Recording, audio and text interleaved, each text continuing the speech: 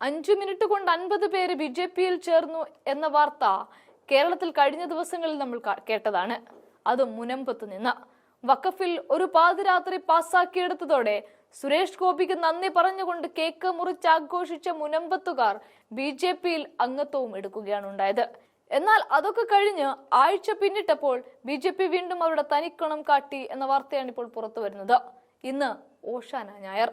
ഈ ഞായറിൽ കുരുത്തോലകളുമായി ക്രിസ്ത്യൻ വിശ്വാസികൾ ആചരിക്കുമ്പോൾ ഇത്തവണ ഡൽഹി പിടിച്ചടക്കിയ BJP-യുടെ പോലീസ് ഡൽഹിയിലെ സേക്രഡ് ഹാർട്ട് ദേവാലയത്തിന് കുരുത്തോല പ്രദക്ഷിണത്തിന് അനുമതി നിഷേധിച്ചിരിക്കുകയാണ്. ഇതുവരെ കേട്ടുകേൾവിയില്ലാത്ത ഒന്ന് നടന്നിരിക്കുന്നു.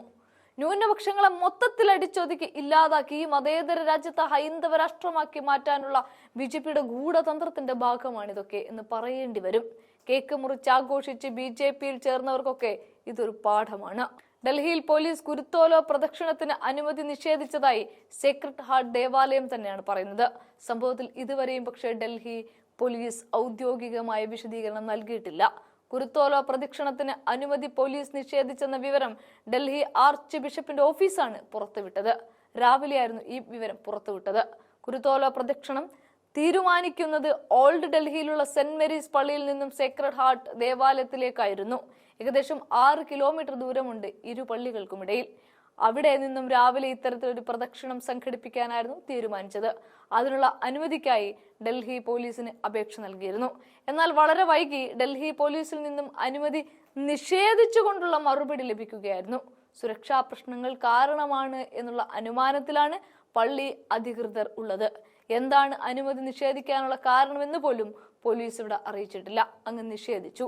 കഴിഞ്ഞ വർഷങ്ങളിലെല്ലാം ഇത്തരത്തിൽ പ്രദക്ഷിണം നടന്നതാണ്. സാധാരണ പ്രധാനമന്ത്രി നരേന്ദ്രമോദിയും സ്പീക്കർ JP നദ്ദ അടക്കമുള്ളവർ ആഘോഷങ്ങൾക്കായി പോകാറുള്ള പള്ളിയാണ് സേക്രഡ് ഹാർട്ട് ദേവാലയം. ഡൽഹിയുടെ നഗരഹൃദയ ഭാഗത്ത് തന്നെയാണ് പള്ളി ഉള്ളത്.